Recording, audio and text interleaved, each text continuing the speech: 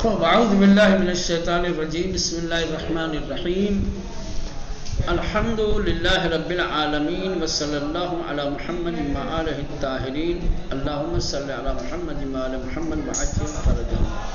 حروف مقطعات علوم قرآن کی بحثوں میں سے ایک بحث ہے حروف مقطعات۔ قرآن مجید میں بہت سارے ایسے سورہ ہیں کہ جن کا آغاز، جن کی ابتدا حروف مقطعات سے ہوتی ہے۔ کل 29 سورہ قرآن کے ایسے ہیں کہ جن کی ابتدا حروف مقطعات سے ہوتی ہے۔ یہ جو حروف مقطعات ہیں یہ ایک، کہیں دو، کہیں چار، کہیں پانچ، کہیں چھ، اس طریقے سے حروف تہجی پر مشتمل ہے۔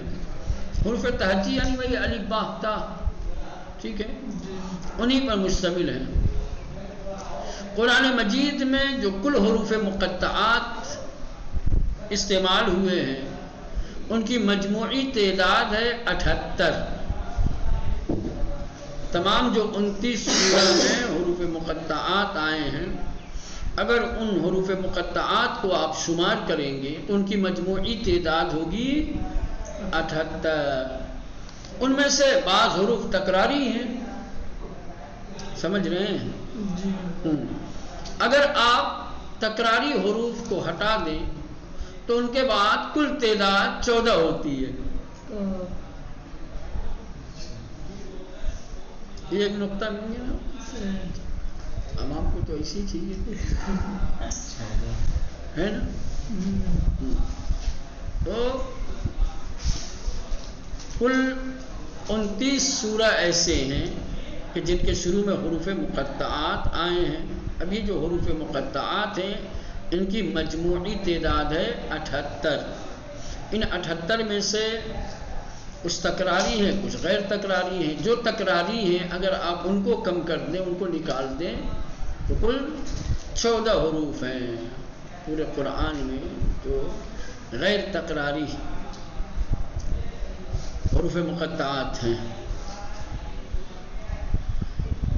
یعنی عربی زبان میں جو حروف تہجی ہیں یا الفابیٹس ہیں، جو ان کی تعداد ہے اس کا آدھا ہے نا، 28 یا 29۔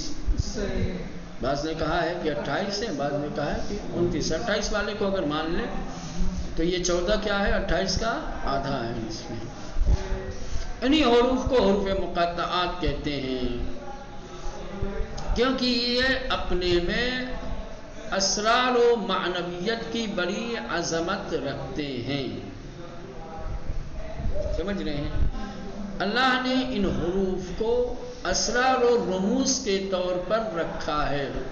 ان کا علم سوائے ان لوگوں کے جو راسخون فی العلم ہیں کسی اور کے پاس نہیں ہے، مگر یہ کہ ان لوگوں نے اس راز سے پردہ ہٹایا ہو۔ جسے بہت سارے ایسے حروف مقطعات ہیں کہ معصومین علیہ السلام نے پردہ برداری کی ہے، اس کے راز کو، اس کی حقیقت کو واضح کیا ہے، بیان کیا ہے کہ یہاں پر ان سے کیا مراد ہے، جیسے کا، ہا یا عین صاد کو، ہے نا، یہ اشارہ کرنا تھا۔ یہ اسرار و رموز ہے، اس کے اندر کچھ حقائق پوشیدہ ہیں۔ اب جو حقیقتیں ان حروف مقطعات کے پیچھے پوشیدہ ہیں ان کو کوئی جانتا نہیں ہے، سمجھ رہے ہیں؟ چلیں، یہ حروف کتابت کے وقت ملا کر اور ایک ساتھ لکھے جاتے ہیں، لیکن جب تلاوت کی جاتی ہے تو حروف تہجی کی طرح الگ الگ پڑھے جاتے ہیں۔ یعنی عربی میں جس حرف کا جو نام ہے اور جو اس کے تلفظ کرنے کا، ادا کرنے کا طریقہ ہے، اس طریقے سے۔ ایسا نہیں کہ ملا کر لکھے ہوئے ہوں تو آپ دوسری طریقے سے پڑھیں، ملا کر کے پڑھیں جیسے باقی ایک کلمے میں حروف ہوتے ہیں، تو ویسے نہ۔ حروف مقطعات کتابت میں ایک ساتھ لکھے جاتے ہیں، ایسا نہیں ہے کاف، ہا یا عین صاد کو سب کو الگ الگ لکھیں، ایک ہی میں لکھیں گے، لیکن جب ان کی تلاوت کی جائے، اس کو پڑھا جائے گا تو الگ الگ کر کے پڑھا جائے گا۔ ہر حرف مقطعہ کو وہ حرف تہجی کی طرح جو اس کا نام ہے اس نام کے ساتھ، مثال کے طور پر دیکھیں الف لام میم صاد لکھا ہوا ہے ایک ہی میں، ٹھیک ہے، لیکن جب اس کو پڑھنا ہوگا تو الف لام میم صاد یوں پڑھا جائے گا۔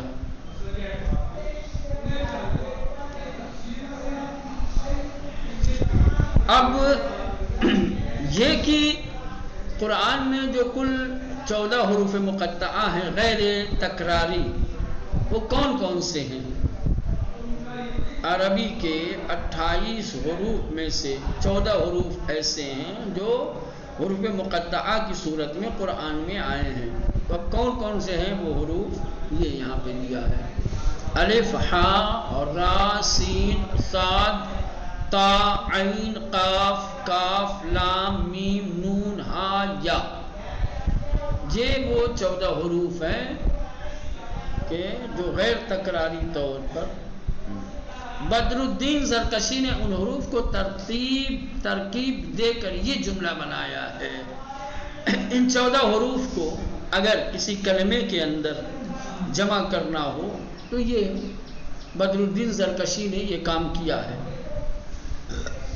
کہ قرآن میں غیر تکراری صورت میں استعمال ہونے والے حروف مقطعہ کو یہ نص حکیم قاطع لها سر، نص حکیم قاطع له سر، یہ اتنا یاد کر لیں، اس میں سارے وہ حروف مقطعہ ہیں جو قرآن میں آئے ہیں۔ اور فیض کاشانی نے ان حروف کو اس خوبصورت جملے کی شکل میں یکجا کیا ہے۔ فیض کاشانی یہ شیعہ کے بڑے اور بزرگ عالم دین ہیں، انہوں نے حروف مقطعات کو اس خوبصورت جملے کے اندر جمع کیا ہے۔ صراط علی حق نمسکہ، یہ بھی ایک سلیقہ ہے۔ اور دیکھو جب انسان شہر علم اور باب علم سے وابستہ ہوتا ہے تو اس کا ذہن اسے کہاں لے جاتا ہے، اور دور رہنے والے دیکھیں پر کیا ہے نیچے صراط علی حق، علی کا راستہ حق ہے، نمسکہ ہم اسی سے وابستہ ہیں، ہم اسی سے منسلک ہیں، اسی سے متمسک ہیں۔ وہ کون سے سورہ ہیں جن سوروں کے شروع میں حروف مقطعہ استعمال ہوئے ہیں؟ یہاں پہ چارٹ دیا گیا ہے، اس چارٹ کے اندر کیا ہے، ان تمام سوروں کے نام جن کے شروع میں حروف مقطعہ آیا اور کون کون حروف مقطعہ آئے ہیں اس کو بھی ذکر کیا ہے۔ سب سے پہلے سورہ بقرہ، حروف مقطعات الف لام میم۔ سورہ آل عمران، اس میں بھی الف لام میم۔ اعراف الف میم صاد۔ یونس الف لام را۔ ہود الف لام را۔ یوسف الف لام را۔ رعد الف لام میم را۔ ابراہیم الف لام را۔ اس طریقے سے یہ پورا چارٹ ہے، اس میں 29 سورہ ہیں۔ ان 29 سوروں میں کون کون سے حروف مقطعہ آئے ہیں ان سب کا ذکر ہے۔ اب یہاں سے حروف مقطعات کے بارے میں اختلاف رائے۔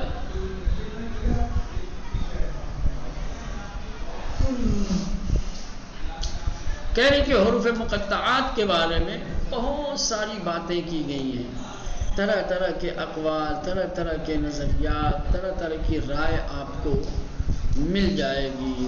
اگر آپ ان تمام اقوال و نظریات کو جمع کریں تو 20 شاید اس سے بھی زیادہ اقوال آپ کو نظر آئیں گے۔ فخر رازی نے اپنی تفسیر میں ان مختلف نظریات کو جمع کیا ہے۔ حروف مقطعات کے بارے میں علماء نے جو اقوال اور نظریات پیش کیے ہیں ان کی تعداد 20 سے زائد ہے۔ اگر ان تمام نظریات کو دیکھنا ہے، اس سے آگاہی حاصل کرنی ہے تو فخر رازی کی تفسیر کبیر دیکھیے۔ فخر رازی نے اپنی تفسیر کے اندر ان تمام نظریات کو جمع کیا ہے. کہنے کہ اگر ان کو گروہ میں تقسیم کیا جائے تو اس کی مجموعی اور بنیادی طور پر ان نظریات کو 3 حصوں میں تقسیم کیا جا سکتا ہے. نمبر 1، حروف مقطعات متشابہات میں سے ہیں اور ان کا علم خدا کے سوا کسی کے پاس نہیں ہے.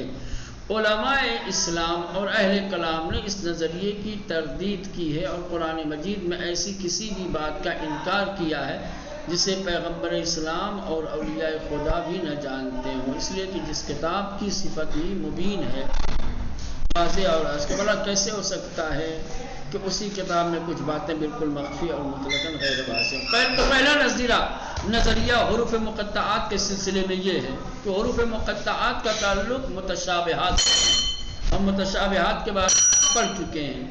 متشابہات ان آیات کو کہا جاتا ہے کہ جن آیات کے اندر شک و تردید ہو، مختلف مفاہیم کی طرف جس میں رجحان پایا جائے، ہے نا. ایک معنی لیا جائے تو دوسرے معنی کا امکان اپنی جگہ پر باقی رہے، دوسرا لیا جائے تو کسی اور معنی کو مفہوم کا یہ نہ کہ جو واضح نہ ہو، جس کا معنی اور مفہوم واضح اور روشن نہ ہو.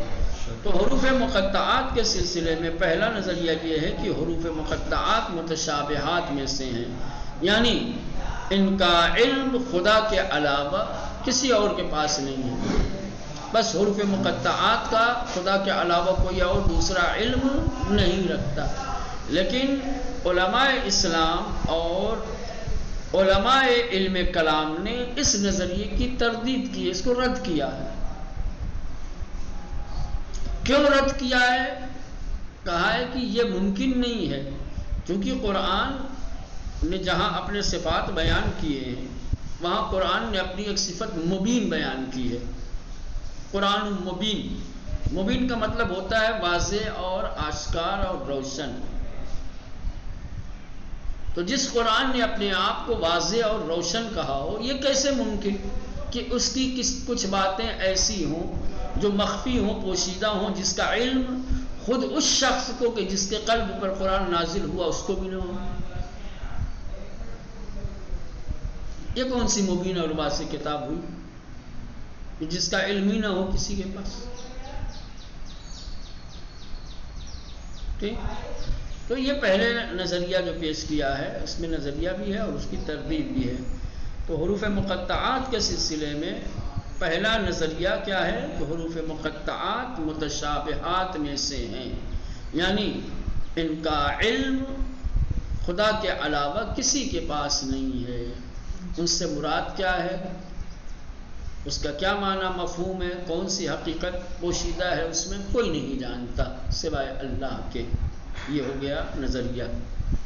علماء اسلام نے اور علماء علم کلام نے اس نظریے کو قبول نہیں کیا ہے، رد کیا ہے، تردید کی ہے اور کہا ہے کہ پیغمبر اسلام اور اولیاء الہی بھی حروف مقطعات کی حقیقت سے نہ آشنا ہو. یہ نہیں ہو سکتا کیونکہ اس کتاب کی صفت مبین ہے. جس کتاب کی صفت مبین ہے، واضح اور آشکار ہونا، یہ کیسے ممکن ہے کہ اس کی کوئی بات اتنی پوشیدہ ہو، اتنی مخفی ہو کہ کوئی نہ نبی جانتا ہو نہ اولیاء الہی جانتے ہو؟ پھر تو یہ مبین نہیں ہو سکتی. ٹھیک. یہ پہلا نظریہ تھا، باقی نظریات جو ہے انشاءاللہ بعد میں دیکھیں.